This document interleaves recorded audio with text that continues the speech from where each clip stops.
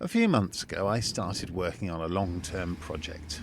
Every Dutch train, in which I will try to travel to every part of one of my favourite European countries by rail. It'll take me several years to complete, and I hope you'll come along for the ride. But first of all, you have to get there, and today, instead of speeding up to Rotterdam on the high-speed express, I'll be taking the slow train through Belgium, entering the country through the province of Limburg on a local train to Maastricht. The easiest way for an interrail traveller to get to the Netherlands is via Eurostar, and unless you're lucky enough to score a seat on one of their Amsterdam trains, that means walking out into the mildly grubby chaos of Brussels Midi station just in time to grab a Carrefour sandwich for lunch. Travelling on Belgian railways always feels to me a little like British Rail in the early 1980s.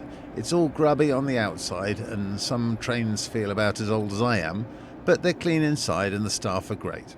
This makes up for the occasional service going awry and those perpetual platform changes I keep telling myself.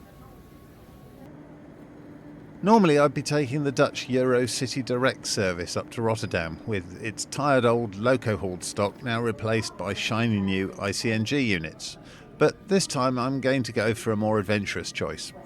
Aside from the high-speed line to Rotterdam, there are two other rail routes north from Belgium: the old pre-high-speed main line from Antwerp to Roosendaal, and a local line in the far east of the country that takes you from Liege through the Limburg hills via Maastricht and then on to Aachen in Germany. This last would be my route over the border, and I'd have to find a Dutch long-distance express to take me further. Heading west from Brussels, the landscape imperceptibly changes from flat into rolling farmland. It's a panorama of villages and towns interspersed with occasional chaotic and rusting industries. My train was one of their loco-hauled double-deckers, which are pretty comfortable and feel more spacious than their Dutch equivalents. If Brussels Midi feels grubby and chaotic, and that's what you take away from Belgian stations, you've missed some of Europe's finest railway modern architecture. Around the country, you'll find that the Belgians aren't afraid to be adventurous when it comes to waiting for a train. This journey took me to two of the best ones, the airy tent-like structures of Leuven and the awe-inspiring curves of Liege. Every time I come to this station, I end up spending an extra half hour just looking at it, and I always see new features for the first time. À destination de Herstal de 14h38 partira avec environ 23 minutes de retard le prochain train vers Liège-Carré et Liège-Saint-Lambert sera. The view east from Liege has a range of hills in the distance, and the train for Maastricht branches north along the base of them following the course of the Meuse. It's a drie-landen train serving Belgium, the Netherlands and Germany, so there's none of the crazy Belgian language laws where they seamlessly change all the names of the stations without you noticing it. All the announcements are in 3 languages, but you'll have to watch out as it's announced as the train for Aix-la-Chapelle rather than Aachen.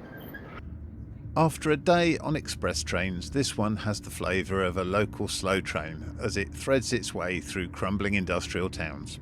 The Meuse is on your left and the abandoned mills are on the right against the hill, and the stations cling to the maze of sidings and marshalling yards.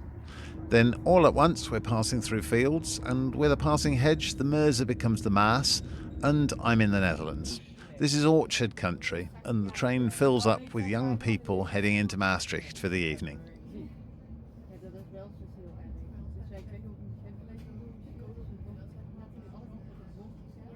The double-decker NS train for the Randstad is waiting for me when we get into the city, and I'm soon heading north through Limburg towards the heart of the country.